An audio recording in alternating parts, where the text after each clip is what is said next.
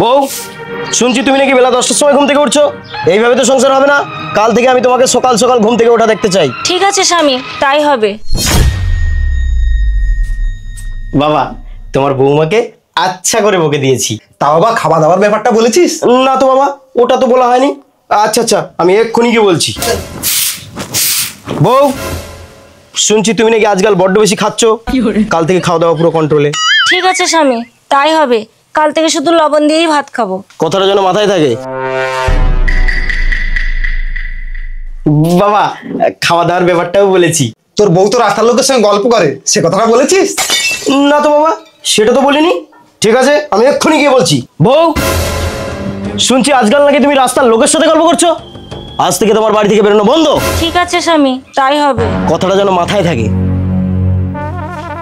বাবা, আজ থেকে তোমার বৌমার বাড়ি থেকে বেরোনো বন্ধই করে দিলাম। শুধু কি বাড়ি থেকে বেরোনো বন্ধ করলে কি হবে রে খোকা?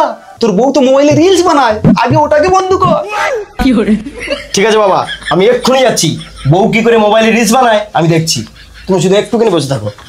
বউ, বউ, কি হয়েছে আবার? তুমি আজকাল ফেসবুকে বড্ড বেশি রিলস বানাচ্ছ। আজ থেকে তোমার রিলস বানানো বন্ধ। স্বামী, তোমার সব কথা মেনে নিলাম, কিন্তু এই কথাটা তো মানতে পারলাম না।